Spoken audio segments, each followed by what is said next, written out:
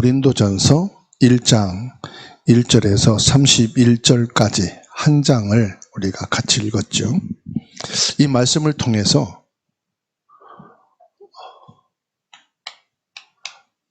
세계를 정복한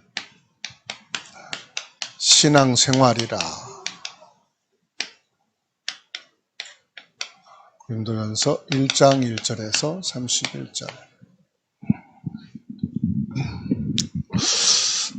하나님은 성령으로 지금도 우리를 인도하고 계시는데 네 가지 방향으로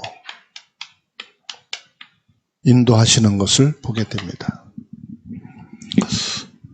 첫 번째로는 하나님께서요, 내가 이사를 왔든 쫓겨서 왔든 어떤 경로로 왔든 우리가 살고 있는 지역에 하나님의 뜻이 있어요. 그래서 성경 말씀을 볼 때에 항상 사람이 나오든지 지명이 나오든지 아니면 지명이 나오든지 사람 이름이 나오든지 그렇게 합니다. 왜 그럴까요? 하나님의 뜻이 거기에 담겨 있다는 말이에요. 오늘 말씀을 보게 되면은 전도자 바울 사도가 고린도에 방문을 하게 됩니다. 그리고 이 고린도에서 복음을 전하지요. 그런데 여기에 하나님의 놀라운 뜻이 담겨 있는 것을 보게 됩니다. 다시 한번 말씀드립니다. 내가 살고 있는 지역에는 뭐가 있다? 하나님의 뜻이 있다. 그리고 그 지역에는 반드시 뭐가 있느냐? 학교가 있어요. 초등학교에서부터 대학교까지. 물론 대학이 없는 지역도 많이 있습니다. 그러나 학교가 중요한 게 아니고 그 학교 안에 있는 우리 후대입니다. 우리 후대에게 하나님의 말씀이 들어가야 돼요. 그러지 않으면 정치로 세상을 구할 수가 없어요. 경제로 사람을 살릴 수가 없어요. 교육 가지고 영적 문제 해결하고 범죄를 끝나게 할 수가 없어요. 하나님의 말씀만이 사람을 살리고 지역을 바꾸고 시대의 흐름을 바꾸게 될 수 있는 줄로 믿습니다. 그리고 그 지역에는 뭐가 있느냐? 이 공단이나 아니면 산업, 업이 있다 이 말이에요. 여기에 하나님의 말씀이 들어가야 돼요. 사람들은 어쩔 수 없으니까 일을 합니다. 또 경제생활을 해야 됩니다. 시달리는 사람들 많습니다. 특별히 요즘처럼 경기가 어려운데 지금만 어려운 게 아닙니다. 코로나 이전에도 어려웠습니다. 코로나 때문에 더 힘듭니다. 코로나 이후로 경제가 완전히 마이너스라고 합니다.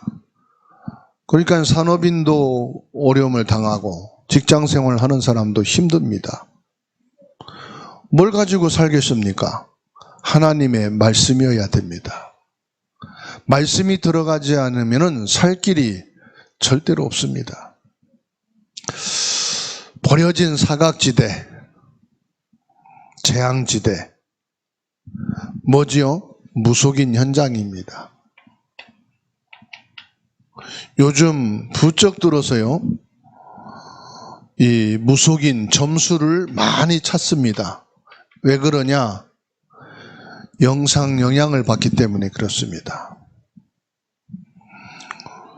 유튜브를 통해서 유명하다고 하는 점쟁이들, 무당들의 그 점수를 우연히 보고 너무 딱 맞게 되니까 자기 과거랑 처한 현재 문제와 너무 맞으니까 완전히 의존하는 사람들이 많습니다. 그만큼 영적으로 갈급하다는 거죠. 그만큼 영적으로 시달리다는 거죠. 그만큼 자기의 한계를 느끼고 있다는 거죠. 그러니까 무언가에 의해서 힘을 얻고 싶은 거예요. 틀린 것이지만은 그것을 통해서 답을 얻고 싶은 거예요. 이 사람들에게 뭐가 필요하냐? 하나님의 말씀이 들어가지 않으면 살 길이 없다. 그리고 하나님께서는 만남을 통해 역사하십니다. 사고를 통해 만나든, 일 때문에 만나든, 친분으로 만나든, 이웃으로 만나든, 이웃도 뭐 계획된 게 아니잖아요. 어쩌다가 이사를 오게 되고 왕래하다 보니까 친한 이웃이 된 거고요. 또 만나다 보니까 친구가 된 거잖아요. 그런데 이 만남 속에 하나님의 뜻이 있어요.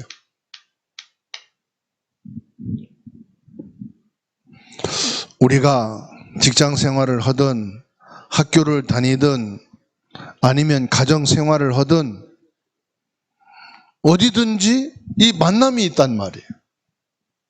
이 만남 속에서 내가 아무리 잘하고 친하다 할지라도요, 그 속에는 뭐가 있어요? 계산이 있는 거예요. 어떤 계산입니까? 이익과 손해, 이렇게 있어요. 그러면은 이 만남이 계속될 수는 없잖아요. 언젠가는 나도 손해볼 때가 있고 언젠간 나도 도와주고 헌신할 때가 있잖아요. 그런데 이것 가지고는 살 수가 없다. 이 만남 속에 하나님의 역사가 있어야 된다. 하나님의 역사가 없으면은 이 만남은요, 계속 손해보는, 더 중요한 것은 영적 손실입니다. 아무리 육신으로, 세상으로, 일로 관계를 잘 유지한다 할지라도 영적인 손해를 보는 만남은 결국은요, 내가 영적 힘이 없는 그때로 돌아갑니다. 내가 가장 영적으로 다운되어지고 한계가 있을 때 그때로 돌아갑니다. 그리고 뭐만 남느냐? 육신적인 친분, 관계, 요거만 갑니다. 그러니까 끝이 있을 수밖에 없어요. 그런데 이것이요, 사단의 역사라는 사실. 우리의 모든 만남에는 영적인 축복이 있어야 되는 줄로 믿습니다. 영적인 영향력을 주는 자가 되어야 할 줄로 믿습니다. 영적인 힘을 가져야 된다 이 말이에요. 그리고 이 바울은 뭘 했느냐? 생업입니다.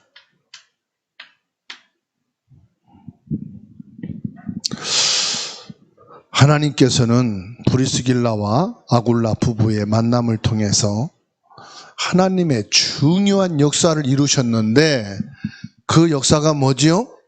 복음운동, 전도운동, 이방인, 선교운동 속에 들어갔어요.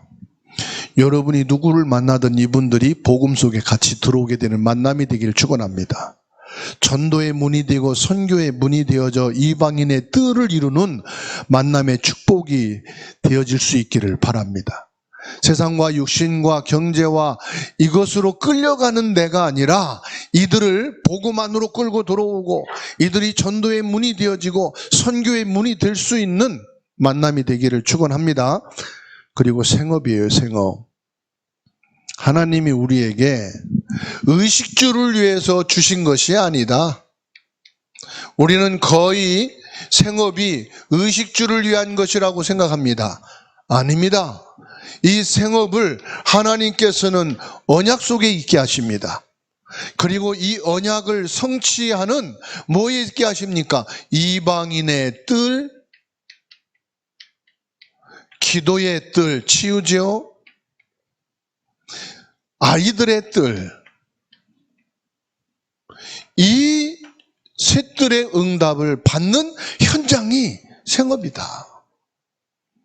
여러분의 직장에, 여러분의 산업에, 여러분과 연결되는 그 일을 가지고 정말로 하나님의 절대 언약인 이 말씀 속에서 새 뜰을 세워 237 나라 5천 종족 살리는 일에 쓰임받는 응답의 생업이 되기 바랍니다.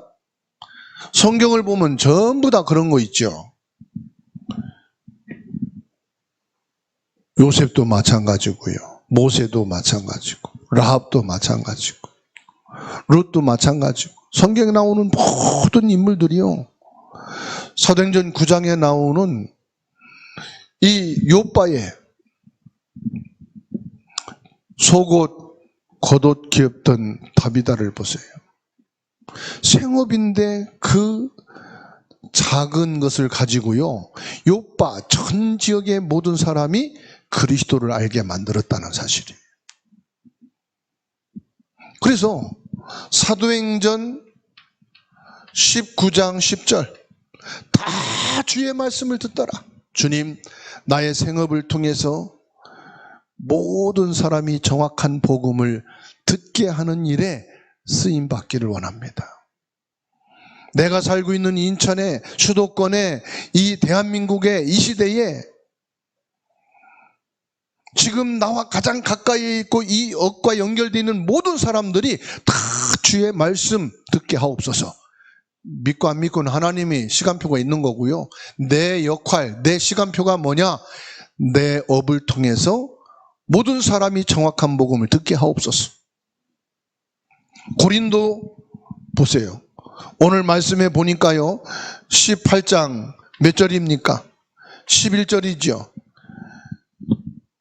1년 6개월 동안 집중해서 하나님의 말씀에 붙잡혀 예수는 그리스도라고 증거하니까 허다히 많은 사람들이 복음을 받고 세례받고 구원받는 역사가 일어났어요. 그래서 저와 여러분들이 이 직장에서 몇 년을 있을 거냐, 평생 직장이냐 상관없어요. 이걸 통해서 내가 사는 지역의 모든 사람이 정확한 복음을 듣게 하는 일에 쓰임받게 하옵소서. 이게요, 바울 사도에게 있었는데 저와 여러분에게도 있어야 될 줄로 믿습니다. 그리고 바울 사도는 뭐냐? 어느 지역에 가든 회당에서 뭐 했습니까? 말씀 운동했다 이 말이에요. 회당은 뭐냐? 렘넌트가 있는 곳입니다. 종교인들이 있는 곳입니다. 복음을 받을 수 있는 사람들이 있는 거예요. 그래서 황금어장이라고 합니다.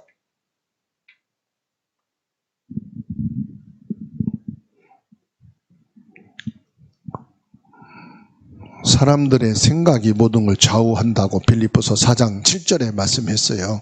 그런데 그 생각을 하나님이 주장하신다고 그랬어요. 그런데 하나님만 그 생각을 주장하는 게 아니에요. 요한복음 13장 2절 보니까 마귀가 사람의 생각과 마음을 다스리고 주장합니다. 그래서 오늘 그리스도의 풍성한 비밀을 믿음과 생각을 가진 저와 여러분이 내가 있는 것이 황금어장이다.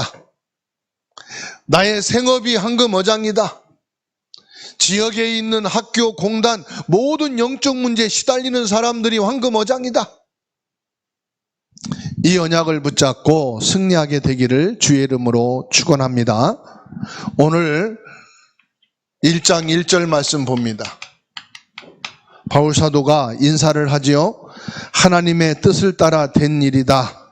무엇을 하든지 이렇게 되어야 한다고 합니다.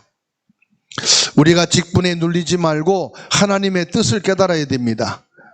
하나님은 나와 후대에게 축복하기 위해서 내게 직분을 허락해 주신 줄로 믿습니다. 바울 사도가 인사를 하면서 뭘 말합니까? 자기의 직분에 대해서 지금 말씀하고 있는 거예요.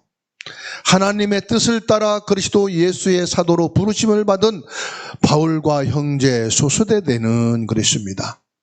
하나님께서 나를 택하여 부르시고 하나님의 뜻을 따라 나에게 뭘 주셨다? 직분을 허락하셨다.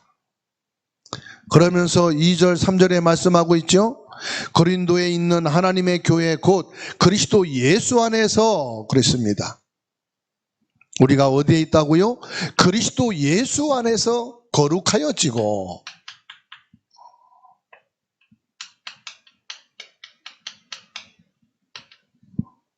우리의 거룩함은요, 윤리, 도덕, 율법, 인학이 아니에요.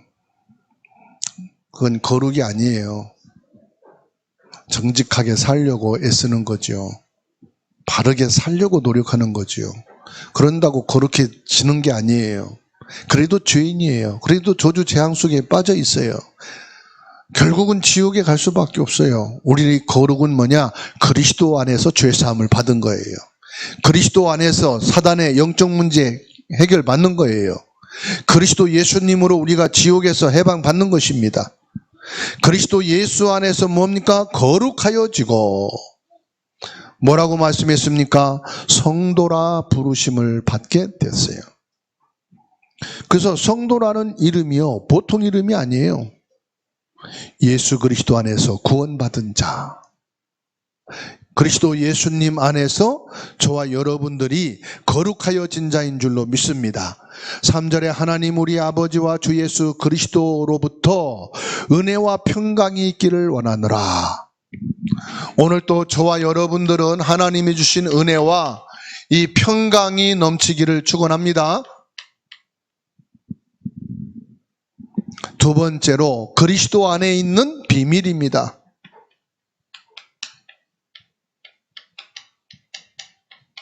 그리스도 안에 있는 비밀이 뭐냐? 이거 모르고 신앙생활을 하는 사람을 종교인이라 합니다. 그리스도 안에 있는 비밀을 누려야 합니다. 4절 5절입니다. 그리스도 안에서 풍성한 은혜를 주신 은혜의 핵심이 뭡니까? 4절 5절에서 은혜를 깨닫는 것인데, 은혜의 핵심이 뭐냐? 에베소서 2장 8절입니다. 구원받는 겁니다. 어디서 구원받습니까? 그리스도 예수님이 참된 왕으로 사단을 꺾으신데, 참된 제사장으로, 참된 선지자로 저와 여러분들이 구원받은 것이 하나님의 최고의 은혜입니다. 하나님께 최고로 영광 돌리는 것이 뭐냐? 감사합니다. 무언 감사합니까? 예수 그리스도로 구원받은 것을 감사하는 거예요. 이것이 하나님께 최고로 영광 돌리는 겁니다. 6절에 말씀합니다. 견고한 증거라. 그리스도 안에 있는 사람은 견고한 증거들을 계속 누리게 되어 있습니다. 뭘 말하지요? 저와 여러분에게 견고한 증거, 보좌의 축복입니다. 성삼위 하나님의 능력입니다.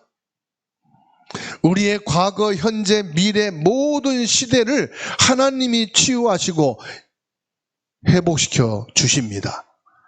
그리고 하나님께서는 저와 여러분에게 영력, 지력, 체력, 경제력, 인력의 오력의 힘을 24시간 공급해 주시는 것을 믿으시기 바랍니다. 그것뿐만 아니고 하나님께서는 지금도요, 시 공간을 초월하셔서 공중권세 잡은 자를 꺾으시고 지금 우리에게 성령으로 역사하십니다. 그래서 저와 여러분에게 뭐하게 하십니까? 237 5천 종족 살리는 세 가지의 뜰의 응답으로 지금도 우리에게 계속해서 증거를 주시는 줄로 믿으시기 바랍니다. 7절로 8절은 궁극적인 축복함. 궁극적인 축복은 뭐냐? 그리스도 안에 있는 사람은 절대로 멸망하지 않는다.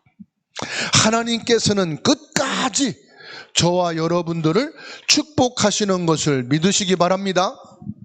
이게 궁극적인 하나님의 축복이에요. 내가 실수해서 넘어졌다. 하나님의 축복은 그런다고 거두어지는 게 아니에요. 내가 무너졌다. 그렇다고 하나님이 축복 안 하시는 게 아니에요. 하나님 자녀된 신분은 절대로 변하지 않습니다. 아멘. 자녀된 신분에게는 권세가 따릅니다. 흑암을 꺾는 권세, 원죄를 해결하는 권세, 구원의 축복의 권세가 주어진 것을 믿으시기 바랍니다. 그래서 9절에 말씀하고 있습니다. 너희를 불러 그의 아들 예수 그리스도 우리 주와 더불어 교제하게 하는 하나님은 미쁘시도다. 하나님은 그리스도 예수 안에서 성도가 교제하기를 원하십니다. 그래서요, 내가 원하는 사람, 친하는 사람과만 교제하지 마시고요, 교회 안에서 몇 명이 되든 안 되든요, 교제가 돼야 돼요.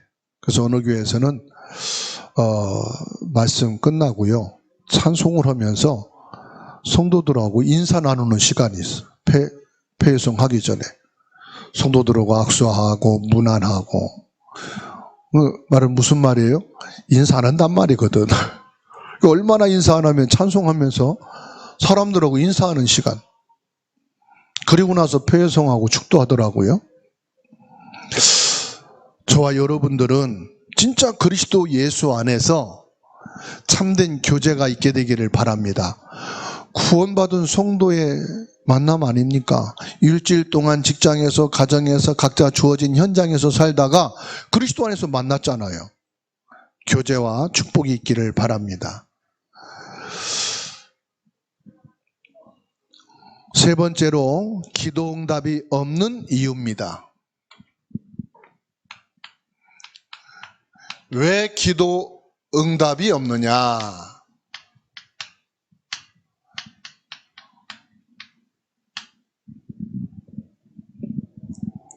10절에서 11절입니다. 분쟁을 통해서 하나님의 축복을 놓친다 그랬어요. 12절에서 16절 말씀입니다.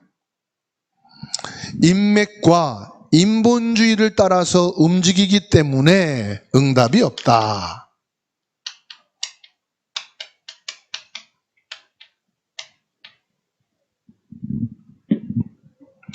17절 말씀입니다.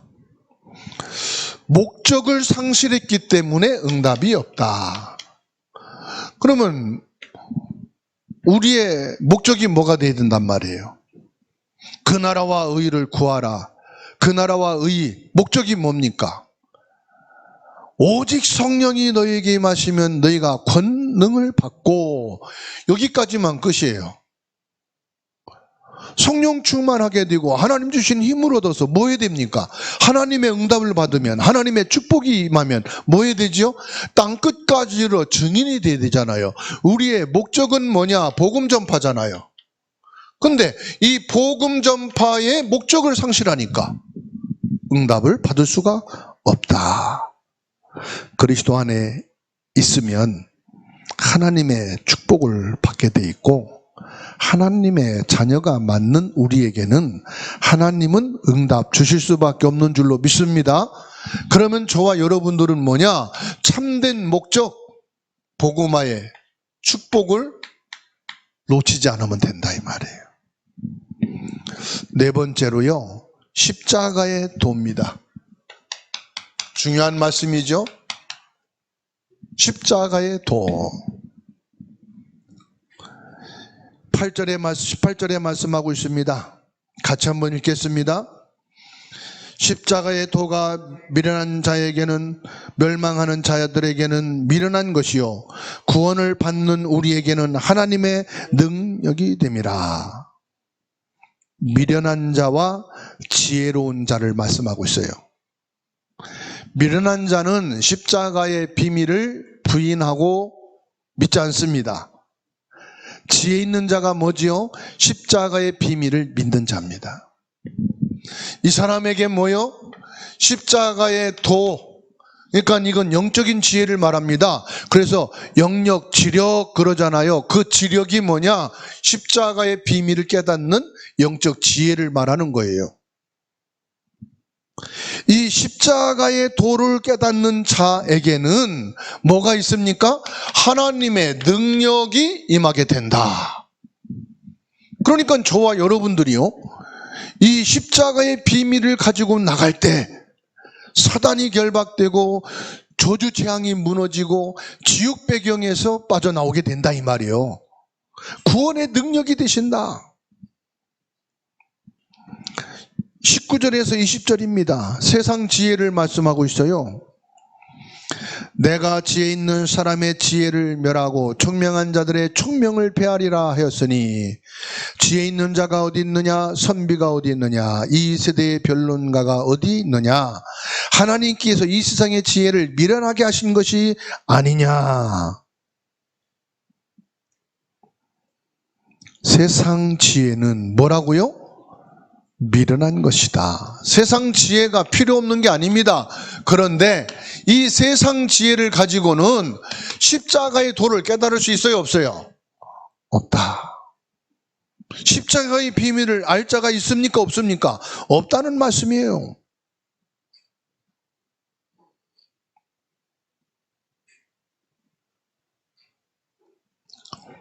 (21절입니다) 하나님의 소원은 뭐라고요? 하나님의 지혜에 있어서는 이 세상이 자기 지혜로 하나님을 알지 못하므로 하나님께서 전도에 미련한 것으로 믿는 자들을 구원하기를 기뻐하셨도다. 하나님의 소원은요, 세계복음화예요. 하나님의 소원은 뭐라고요?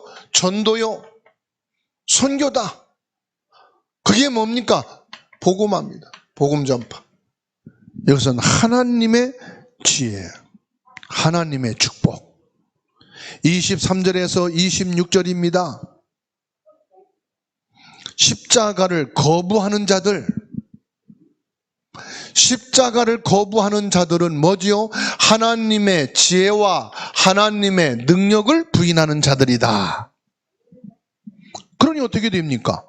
하나님의 능력과 지혜를 거부하니까 결국은요, 사단에게 잡히는 거예요. 저주 재앙 속에 빠져 사는 거예요. 저와 여러분들은 십자가의 능력, 십자가의 비밀을 통해서 구원을 받았고 흑암의 세력을 꺾으며 저주 재앙을 멸하며 지옥의 세력을 꺾을 수 있는 하나님의 능력이 있음을 믿으시기 바랍니다. 세상 사람들은 미련하게 보인, 어리석게 보는 거예요. 그러면 하나님께서 왜 저와 여러분들을 부르셨을까요? 5번째입니다. 우리를 부르신 이유.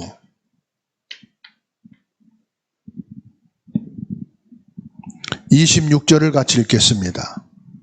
형제들아, 너희를 부르심을 보라. 육체를 따라 지혜로운 자가 많지 아니하며 능한 자가 많지 아니하며 문법 좋은 자가 많지 아니하도다. 하나님께 쓰임받을 자는 세상 지혜가 아니다 이 말이에요. 세상에 능력이 있다고 쓰시는 게 아니다 이 말이에요. 문벌이 좋다고 하나님이 쓰시는 것이 아니다 이 말입니다. 27절 28절입니다. 그러나 하나님께서 세상에 미련한 것들을 택하사 지혜 있는 자들을 부끄럽게 하려 하시고 세상에 약한 것들을 택하사 강한 자들을 부끄럽게 하려 하시며 하나님께서 세상에 천한 것들과 멸시받는 것들과 없는 것들을 택하사 있는 것들을 폐하려 하시나니. 하나님은 세상 지혜와 세상에 능력 있는 자들을 부끄럽게 하신다 그랬어요. 저와 여러분들을 부르신 것은 우리가 능력이 있기 때문이 아니다. 우리가 엄청난 실력이 있기 때문이 아니다. 하나님은 내게 있는 것이 필요해서 부르신 것이 아니다. 오히려 우리가 약하고 없고 부족하기 때문에 아니에요. 우리가 약하고 부족하고 없기 때문에 부르신 것이 아니고 오직 복음할 사람이기 때문에 부르신 거예요. 왜요? 세상에 능력 자랑할 것, 문벌 자랑할 것, 힘 자랑할 것이 없는 사람, 오직 복음 할 사람만 택하셨다 이 말이에요. 그래서 저와 여러분들은 하나님 앞에서 세상 것은 가치가 없는 것이다. 30절 31절 읽을까요? 너희는 하나님으로부터 나서 그리스도 예수 안에 있고 예수는 하나님으로부터 나와서 우리에게 지혜와 의로움과 거룩함과 구원함이 되셨으니 기록된 바 자랑하는 자는 주 안에서 자랑하라 함과 같게 하려 함이라. 보세요. 저와 여러분들은 하나님이 부르신 이유가 딱 하나밖에 없어요. 그게 뭐죠? 예수 그리스도만 자랑하는 것. 예수 그리스도 안에 있는 것을 자랑하는 것. 내가 예수 그리스도로 하나님의 자녀 되어진 것을 감사하는 것. 하나님이 주신 그 권세를 믿고 따를 자, 저와 여러분으로 부르신 것을 믿습니다. 결론으로 하나님의 축복은 뭐냐? 그리스도는 모든 문제 해결입니다. 끝났단 말이죠. 하나님이 우리에게 주시는 축복의 방법은 세계복음화 세 가지 뜰입니다. 이방인의 뜰, 기도의 뜰, 아이들의 뜰입니다. 그러면 저와 여러분들이 응답받을 그릇이 준비되어 있으면 됩니다. 그 응답받을 그릇은 뭘까요? 믿음입니다. 그래서 저와 여러분들에게 오직 예수 그리스도, 오직 세계복음화, 오직 믿음의 그릇입니다. 이방인의 뜰을 가진 믿음의 그릇 되십시다. 어떤 사람도 이해하고 수용하고 초월하여 치유하고 회복시켜주고 살릴 수 있는 기도의 뜰을 가진 믿음이 되십시다. 어떤 렘넌트를 할지라도, 어떤 아이들이라 할지라도 이들이 쉴 수 있는, 찾아갈 수 있는, 위로할 수 있는, 답을 주고 소망을 줄 수 있는 아이들의 뜰을 가진 믿음이 되십시다.